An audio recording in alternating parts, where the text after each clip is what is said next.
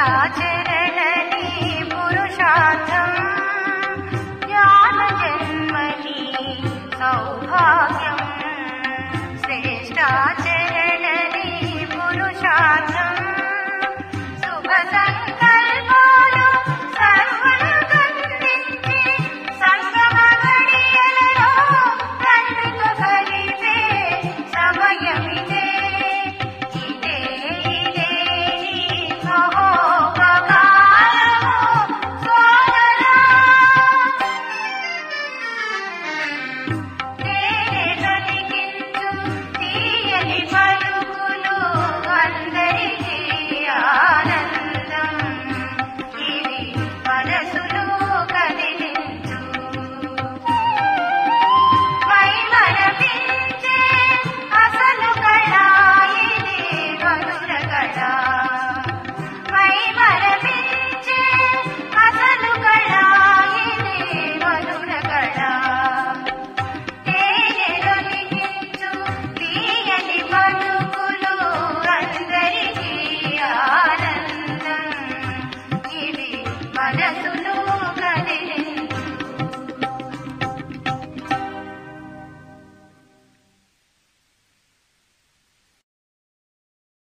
ఓం శాంతి 18/2/2025 మధురమైన పిల్లలు, ఇంటింటికి తండ్రి సందేశాన్ని ఇవ్వడం మీ బాధ్యత.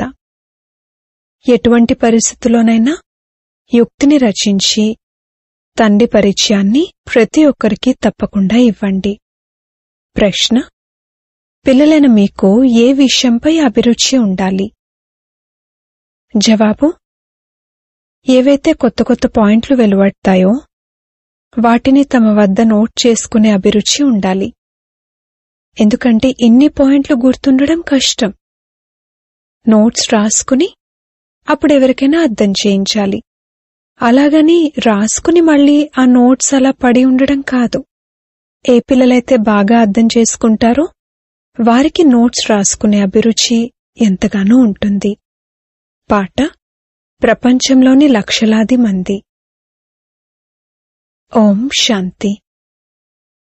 మధురాతి మధురమైన ఆత్మిక పిల్లలు పాట విన్నారు. ఆత్మిక పిల్లలు అన్న ఈ మాటను ఒక్క తండ్రే అనగలరు. ఆత్మిక తండ్రి తప్ప ఇక ఎప్పుడూ ఎవ్వర్నీ ఆత్మిక పిల్లలు అని అనలేరు.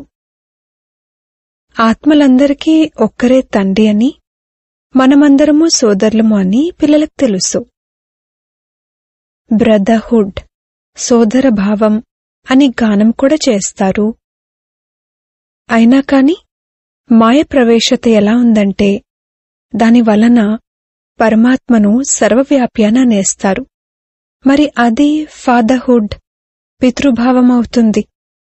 రావణ రాజ్యం పాత ప్రపంచంలోనే ఉంటుంది. కొత్త ప్రపంచంలో రామరాజ్యం లేక ఈశ్వరీయ రాజ్యం అని అంటారు. ఇవి అర్థం చేసుకోవాల్సిన విషయాలు. 2 రాజ్యాలు తప్పకుండా ఉన్నాయి: ఈశ్వరీయ రాజ్యము మరియు ఆసురీ రాజ్యము. కొత్త ప్రపంచం మరియు పాత ప్రపంచం. కొత్త ప్రపంచాన్ని తప్పకుండా తండ్రే రచిస్తూ ఉండొచ్చు. ఈ ప్రపంచంలో మనుషులు కొత్త ప్రపంచం మరియు పాత ప్రపంచం అనేది కూడా అర్థం చేసుకోరు. అనగా వారికి ఏమీ తెలీదు. మీక్కూడా ఏమీ తెలిసేది కాదు. వివేకహీనులుగా ఉండేవారు. కొత్త సుఖమయ ప్రపంచాన్ని ఎవరు స్థాపన చేస్తారు? మళ్లీ పాత ప్రపంచంలో దుఃఖం ఎందుకుంటుంది? స్వర్గం నుండి నరకంగా ఎలా తయారవుతుంది? ఇదెవరికీ తెలీదు. ఈ విషయాలనైతే మనుషులే తెలుసుకుంటారు కదా. దేవతల చిత్రాలు కూడా ఉన్నాయి. అంటే తప్పకుండా ఆది సనాతన దేవీ దేవతల రాజ్యం ఉండేది. ఈ సమయంలో అది లేదు. ఇప్పుడున్నది ప్రజలపై ప్రజల రాజ్యం. తండ్రి భారత్లోనే వస్తారు. శివబాబా భారత్లోకి వచ్చి ఏం చేస్తారు అనేది మనుషులకు తెలీదు. తమ ధర్మాన్నే మర్చిపోయారు. మీరిప్పుడు త్రిమూర్తి మరియు శివబాబా యొక్క పరిచయాన్ని ఇవ్వాలి. బ్రహ్మా దేవత, విష్ణు దేవత, శంకరదేవత అని అంటారు. ఆ తర్వాత శివ పరమాత్మాయ నమః అని అంటారు. కావున పిల్లలైన మీరు త్రిమూర్తి శివుని యొక్క పరిచయాన్ని ఇవ్వాలి. ఈ విధంగా సేవ చేయాలి. ఎటువంటి పరిస్థితిలోనైనా తండ్రి పరిచయం అందరికీ లభిస్తే తండ్రి నుండి వారసత్వాన్ని తీసుకుంటారు. మనమిప్పుడు వారసత్వాన్ని తీసుకుంటున్నామని మీకు తెలుసు. ఇంకా ఎంతోమంది వారసత్వాన్ని తీసుకోవాలి. ఇంటింటికి తండ్రి సందేశాన్నిచ్చే బాధ్యత మనపై ఉంది. వాస్తవానికి సందేశకుడు ఒక్క తండ్రే. తండ్రి తమ పరిచయాన్ని మీకిస్తారు. మీరు మళ్ళీ ఇతరులకు తండ్రి పరిచయాన్ని ఇవ్వాలి. తండ్రి జ్ఞానాన్ని ఇవ్వాలి. ముఖ్యమైనది త్రిమూర్తి శివుని చిత్రం. దీనినే రాజముద్రికగా కూడా తయారు చేశారు. ప్రభుత్వానికి దీని యథార్థమైన అర్థం తెలియదు. అందులో రాట్నం వలె ఉన్న చక్రాన్ని కూడా చూపించారు. మరియు అందులో సత్యమేవ జయతే అని రాశారు. దీన్నుండి అర్థమేమీ వెలువడదు. అవి సంస్కృత పదాలు. వాస్తవానికి తండ్రి అయితే ఉన్నదే ట్రూత్, సత్యం. వారు ఏదైతే అర్థం చేయిస్తారో దాని ద్వారా పూర్తి విశ్వంపై మీకు విజయం లభిస్తుంది. తండ్రి అంటారు, నేను సత్యం చెప్తున్నాను. మీరు ఈ చదువు ద్వారా నిజంగా నారాయణునిగా అవ్వగలరు. వారు ఏమేమో అర్థాలు తీస్తూ ఉంటారు. అవి కూడా వారిని అడగాలి. బాబా అయితే అనేక రకాలుగా అర్థం చేయిస్తారు. ఎక్కడెక్కడైతే మేళాలు జరుగుతాయో అక్కడి నదుల వద్దకు వెళ్లి కూడా అర్థం చేయించండి. పతితపావని గంగా అయితే అవ్వదు. నదులు సాగరం నుండి వెలువడ్డాయి. అది నీటి సాగరం. దాన్నుండి నీటి నదులు వెలువడ్తాయి. జ్ఞానసాగరుడి నుండి జ్ఞాన నదులు వెలువడతాయి. మాతలైన మీలో ఇప్పుడు జ్ఞానముంది. గోముఖం వద్దకు వెళ్తారు. దాని నోటి నుండి నీరు వెలువడుతుంది. దానిని గంగాజలమని భావిస్తారు. ఎంతో చదువుకున్న వ్యక్తులు కూడా ఇక్కడికి గంగాజలం ఎక్కడి నుండి వస్తుంది అనేది అర్థం చేసుకోరు. బాణం వేశారు మరియు గంగ వెలువడింది అన్నట్లుగా శాస్త్రాలలో ఉంది. ఇప్పుడివి జ్ఞానానికి సంబంధించిన విషయాలు. అంతేకాని అర్జునుడు బాణం వేసినప్పుడు గంగ వెలువడింది అని కాదు. ఎంత దూరాల్లో ఉన్న తీర్థాలకు వెళ్తారు. శంకరుని జటాజూటం నుండి గంగ వెలువడిందని, అందులో స్నానం చేయడంతో మనుషుల నుండి దేవకన్యల్లా అవుతారని అంటారు. మనుషుల నుండి దేవతలుగా అవుతారు.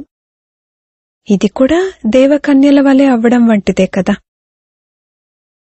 ఇప్పుడు పిల్లలైన మీరు తండ్రి పరిచయాన్ని ఇవ్వాలి. అందుకే బాబా ఈ చిత్రాలను తయారు చేయించారు.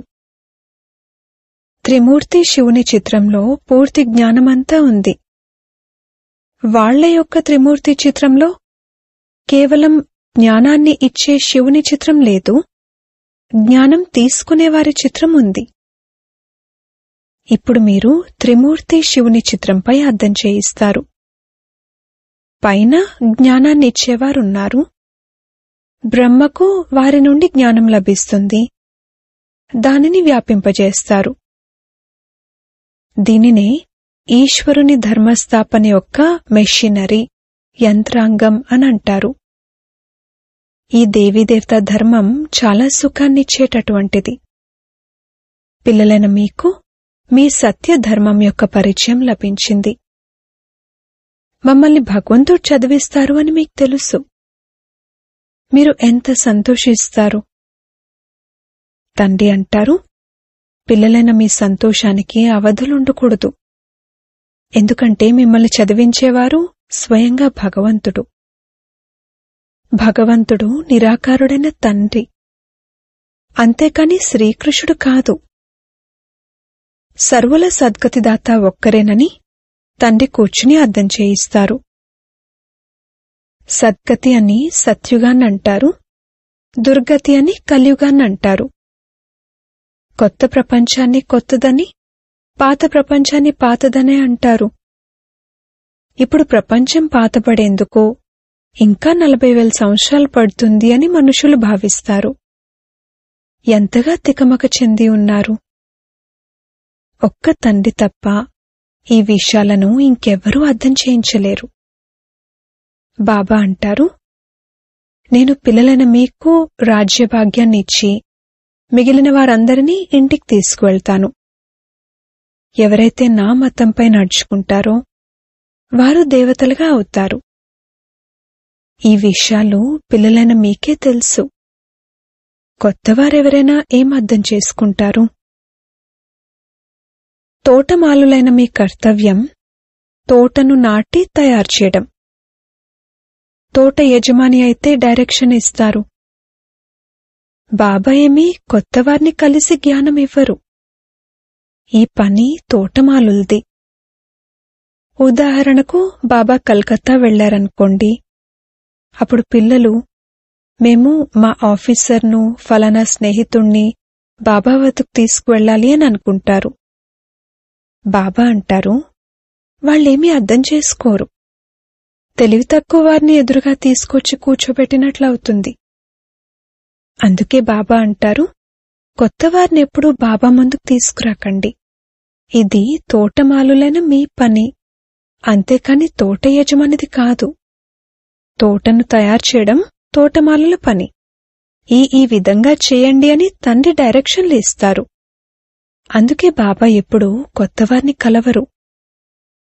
కాని ఎప్పుడైనా అతిథుల్లా ఇంటికొస్తే వారు, మేం దర్శించుకుంటాము, మీరు మమ్మల్ని ఎందుకు కలవనివ్వడం లేదు అని అడుగుతారు. శంకరాచార్యులు మొదలైన వారి వద్దకు ఎంతమంది వెళ్తారు? ఈ రోజుల్లో శంకరాచార్యునికి చాలా గొప్ప స్థానం ఉంది. చదువుకున్న వారే అయినా కాని జన్మైతే వికారాల ద్వారానే తీసుకుంటారు కదా. ట్రస్టీలు ఆసనంపై ఎవరినైనా కూర్చోబెట్టేస్తారు. అందరి అభిప్రాయాలు ఎవరివి వారివి. తండ్రి స్వయం వచ్చి పిల్లలకు తన పరిచయాన్ని ఇస్తారు. నేను కల్పకల్పము ఈ పాత తనువులోకి వస్తాను. వీరికి కూడా వీరి జన్మల గురించి తెలీదు. శాస్త్రాల్లోనైతే కల్పమాయువునే లక్షల సంవత్సరాలుగా రాసేశారు. మనుషులైతే ఇన్ని జన్మలు తీసుకోలేరు. ఇక జంతువులు మొదలైన వాటి యోనులను కూడా కలిపి 84 లక్షలుగా చేసేశారు. మనుషులైతే ఏది వింటే దానిని సత్యం సత్యమని అంటూ ఉంటారు. శాస్త్రాల్లోనైతే అన్ని భక్తి మార్గపు విషయాలే ఉన్నాయి. కల్కత్తాలో దేవీలవి చాలా శోభనీయమైన సుందరమైన మూర్తులను తయారు చేస్తారు, అలంకరిస్తారు, మళ్లీ వాటిని ముంచేస్తారు. వీరు కూడా బొమ్మల పూజలు చేసే పసిపిల్లల వంటి వారే. పూర్తిగా అమాయకులు. ఇది నరకమని మీకు తెలుసు. స్వర్గంలోనైతే అపారమైన సుఖాలుండేవి. ఇప్పటికీ కూడా ఎవరైనా మరణిస్తే ఫలానా వారు స్వర్గస్థులయ్యారు అని అంటారు. అంటే తప్పకుండా ఏదో ఒక సమయంలో స్వర్గం ఉండేది. అదిప్పుడు లేదు. నరకం తర్వాత మళ్లీ తప్పకుండా స్వర్గం వస్తుంది. ఈ విషయాల గురించి కూడా మీకే తెలుసు. మనుషులకైతే అంశమాత్రం కూడా తెలీదు. అటువంటప్పుడు కొత్తవారెవరైనా బాబా ఎదురుగా కూర్చునేం చేస్తారు? అందుకే పూర్తి పాలన చేసేందుకు తోటమాలి కావాలి. ఇక్కడైతే తోటమాలులు కూడా ఎంతోమంది కావాలి. మెడికల్ కాలేజ్లోకి ఎవరైనా కొత్తవారు వెళ్లి కూర్చుంటే ఏమీ అర్థం చేసుకోరు. అలాగే ఈ జ్ఞానం కూడా కొత్తది. తండ్రి అంటారు, నేను అందరినీ పావనంగా తయారు చేయడానికే వచ్చాను. నన్ను స్మృతి చేసినట్లయితే పావనంగా అయిపోతారు. ఈ సమయంలో అందరూ తమోప్రధానమైన ఆత్మలు. అందుకే ఆత్మే పరమాత్మ, అందరిలోనూ పరమాత్మ ఉన్నారు అని అనేస్తారు. కావున తండ్రి కూర్చుని ఇలాంటి వారితో తలబాదుకోరు. ముళ్లను పుష్పాలుగా తయారు చేయడం అనేది తోటమాలులైన మీ పని. భక్తి రాత్రి, జ్ఞానం పగలు అని మీకు తెలుసు. బ్రహ్మ యొక్క పగలు, బ్రహ్మ యొక్క రాత్రి అని గానం కూడా చేస్తారు. ప్రజాపిత బ్రహ్మకైతే తప్పకుండా పిల్లలు కూడా ఉంటారు కదా. ఇంతమంది బ్రహ్మ కుమార కుమారీలున్నారు, వీరి బ్రహ్మ ఎవరు అని కొందరు అడుగుతారు. వారికి ఆ మాత్రం తెలివి కూడా లేదు. అరే, ప్రజాపిత బ్రహ్మ అయితే ప్రసిద్ధమైన వారు, వారి ద్వారానే బ్రాహ్మణ ధర్మం స్థాపన అవుతుంది. బ్రహ్మదేవతాయ నమః అని అంటారు కూడా. తండ్రి పిల్లలైన మిమ్మల్ని బ్రాహ్మణులుగా తయారు చేసి ఆ తర్వాత దేవతలుగా తయారు చేస్తారు. ఏవైతే కొత్త కొత్త పాయింట్లు వెలువడతాయో వాటిని తమ వద్ద నోట్ చేసి పెట్టుకునే అభిరుచి పిల్లలకు ఉండాలి. ఏ పిల్లలైతే మంచి రీతిలో అర్థం చేసుకుంటారో వారికి నోట్స్ రాసుకునే అభిరుచి ఎంతగానో ఉంటుంది. నోట్స్ రాసుకోవడం మంచిది, ఎందుకంటే ఇన్ని పాయింట్లు గుర్తుండడం కష్టం. నోట్స్ రాసుకుని ఆ తర్వాత ఎవరికైనా అర్థం చేయించాలి. అలాగని రాసుకున్న తర్వాత మళ్లీ ఆ నోట్స్ అలా పడి ఉండడం కాదు. కొత్త కొత్త పాయింట్లు లభిస్తూ ఉంటే ఇక పాత పాయింట్లు రాసుకున్న కాపీలు అలా పడి ఉంటాయి. స్కూల్లో కూడా చదువుకుంటూ వెళ్తారు, ముందు తరగతి పుస్తకాలు అలా పడి ఉంటాయి.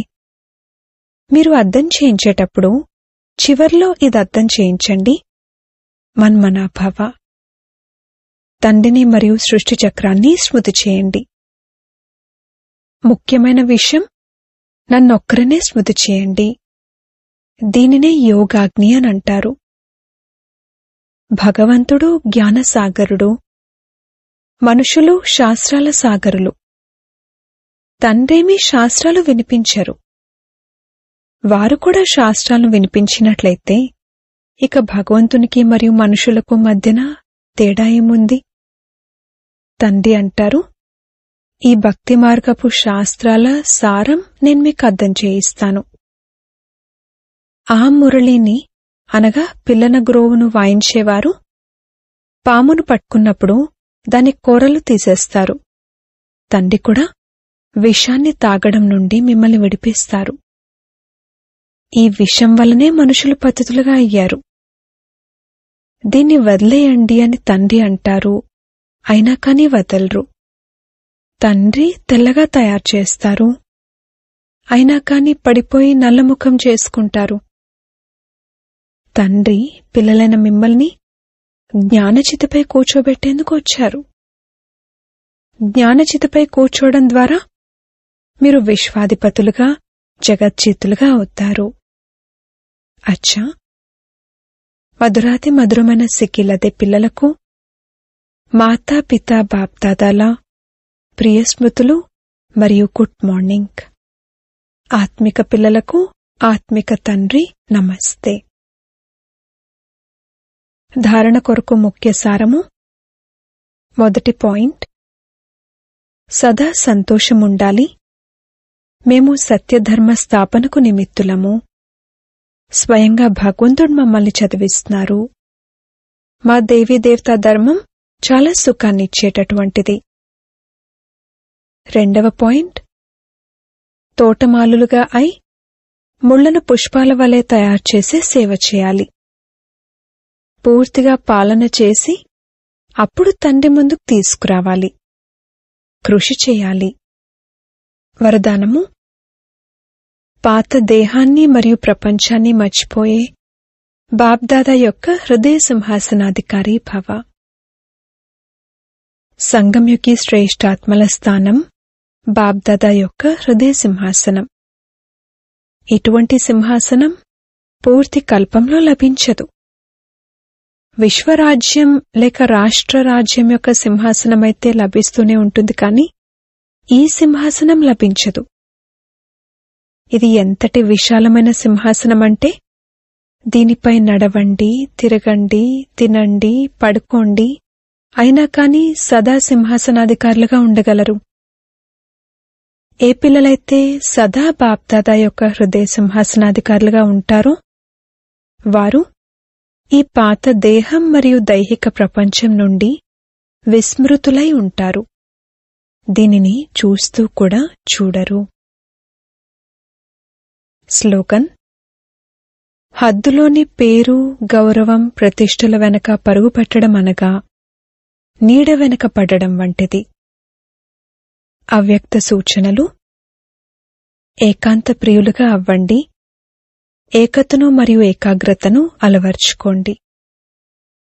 ఎలాగైతే ఏదైనా కొత్త ఆవిష్కారం అండర్గ్రౌండ్లోకి వెళ్లటం ద్వారా చేయగలరో అలాగే మీరు కూడా ఎంతగా అండర్గ్రౌండ్లో అనగా అంతర్ముఖులుగా ఉంటారో అంతగా కొత్త కొత్త ఆవిష్కరణలను మరియు ప్రణాళికలను కనుగొనగలరు. అండర్గ్రౌండ్లో ఉండటం ద్వారా ఒకటేమో వాయుమండలం నుండి రక్షణ లభిస్తుంది. 2 ఏకాంతం ప్రాప్తించిన కారణంగా మనన శక్తి కూడా పెరుగుతుంది. 3 ఏ రకమైన మాయా విఘ్నాల నుండైనా ఇది రక్షణ సాధనంగా అవుతుంది. ఓం శాంతి.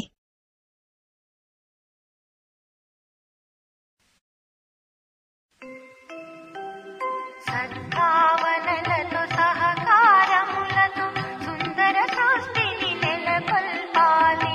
సద్భావనలతో సహకారములతో సుందర సృష్టిని నెలకొల్పాలి.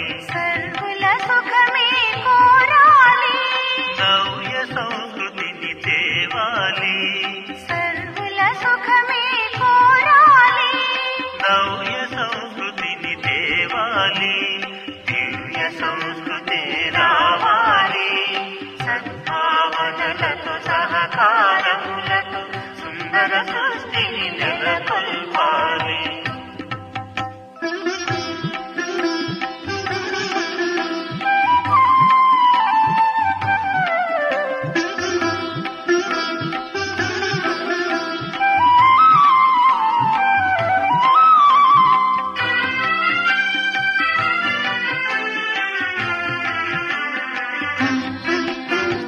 మానవతా విలువలను అందరూ కలిసి పెంపొందించాలి. మానవతా విలువలను అందరూ కలిసి పెంపొందించాలి. రాజహంసలై అవగాహనతో గుణమూర్తులే కావాలి. రాజహంసలై అవగాహనతో గుణమూర్తులే కావాలి. అవగుణాలను విడవాలి. ప్రేమ దయా క్షమ సహనశీలతను అలంకరించుకొని నడవాలి. పావన సృష్టిని నెలకొల్పాలి. సద్భావనలతో సహకారములతో సుందర సృష్టిని నెలకొల్పాలి.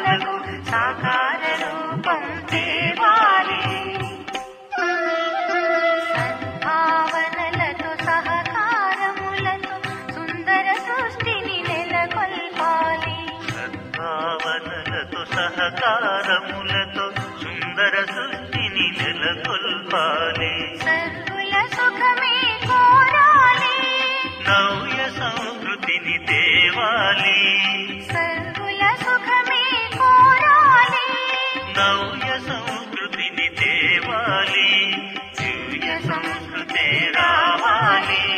సద్భావనలతో సహకారములతో సుందర సృష్టిని నెలకొల్పాలి, సుందర సృష్టిని నెలకొల్పాలి.